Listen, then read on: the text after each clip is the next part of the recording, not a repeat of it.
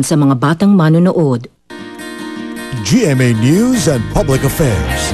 Walang kinikilingan, walang pinoprotektahan, walang kasinungalingan, serbisyong totoo lang. Ang pagsisilang ng sanggol ang marahil pinakamasakit na karanasang pagdaraanan ng isang babae. Ngunit ito rin ang pinakamaganda at pinakamaligaya.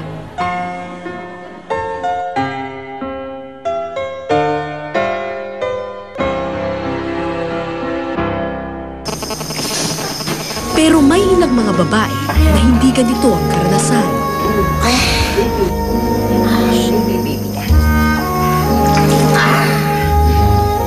Yan ang bata.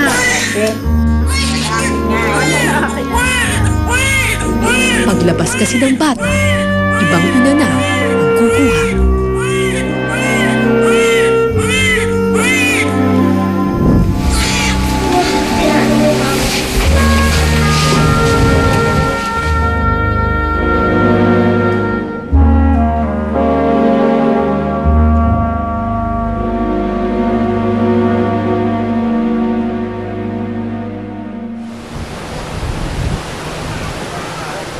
Kabuanan ni Risa nang makilala ko siya. Sa edad na 33, buntis si Risa sa ika-6 na niyang anak. Ay naku, no, kung mag-asawa yan, bata pa. Siguro mga 15 medya, kaya 16, kaya magsi-16. Noon, hindi ko balak magbuntis. Dahil, siyempre, 5 na aking anak eh. Parang naano lang. Parang na-disgrasya lang.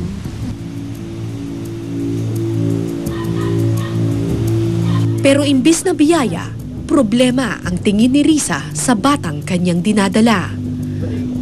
Tulad nga sa ganyan, walang trabaho. Siyempre, hindi maiwasang nag-aaway. Siyempre, nais ko, walang trabaho. Hindi ka naghahanap ng trabaho, ganyan, anak pa ako. Di minsan nagagalit ako. Kaya minsan nasagi sa akin, ano po na lang kaya ng aking anak. Walang trabaho ang asawa ni Risa. Nagdesisyon na silang ipaampon ang bata. Pero sa bayang ito sa probinsya ng Quezon, iba ang estilo ng pagpapaampon. Sahod lampin kung kanilang tawagin.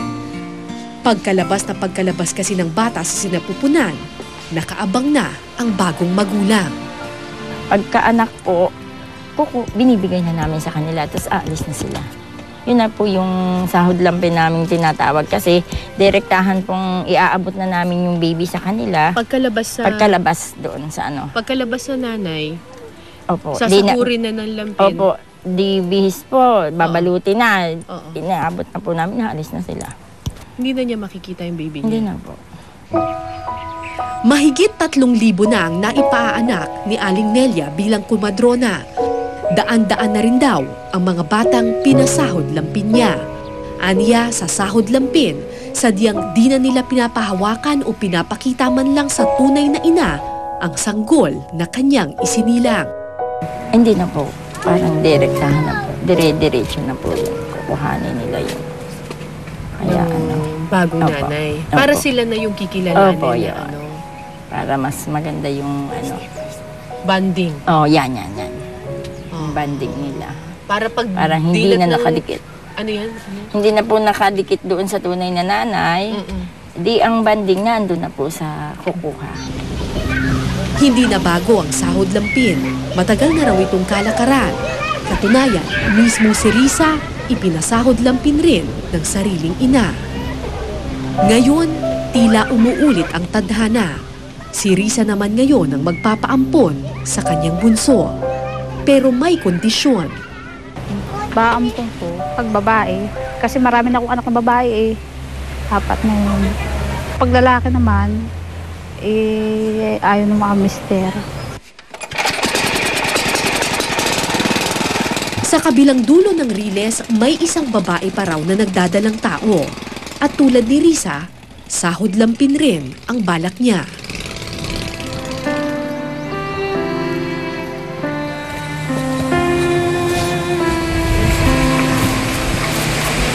Magandang araw po.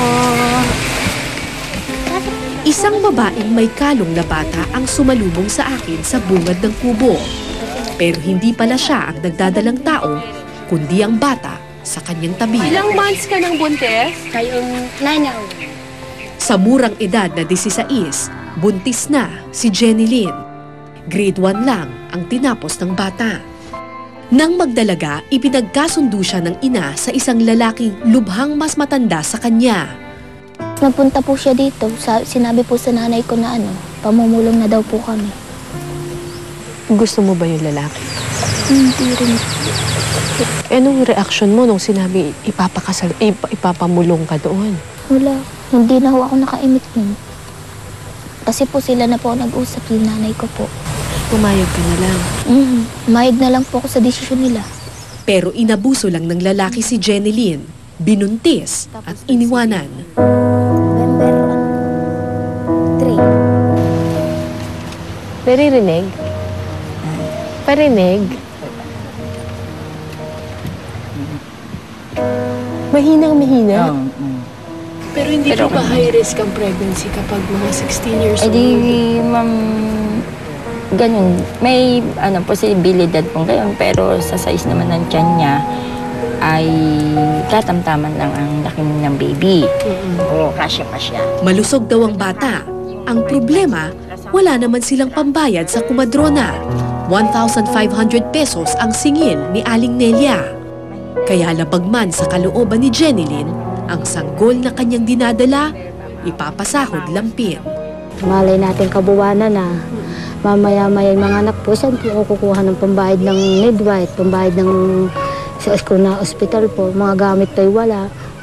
Ano po ba yung... Alcohol, bulak, mga sari-sari, mga tiki-tiki, ganyan po, habon, ay wala po akong makukuha na ng pera dito.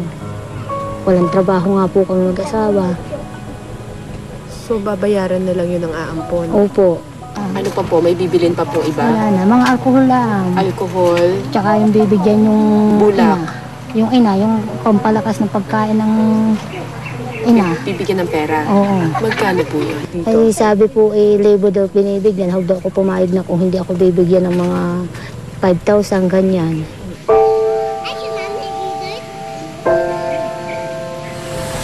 Hindi mo ba kinausap yung nanay mo?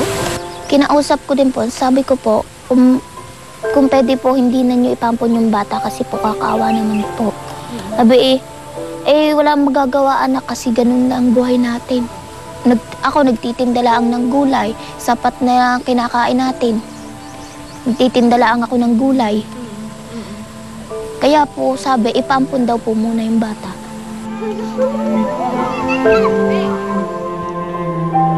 Naalala ko si Risa. Matuloy kaya ang pinabalak niyang sahod lampin.